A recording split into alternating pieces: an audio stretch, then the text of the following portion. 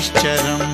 नीलाञ्जनसमाभासं रविपुत्रं यमाग्रजं छायामार्तण्डसम्भुतं तं नमामि शनैश्चरम्। नीलाञ्जनसमाभासं रविपुत्रं यमाग्रजं छायामार्तण्डसम्भूतं तं नमामि शनैश्चरम्।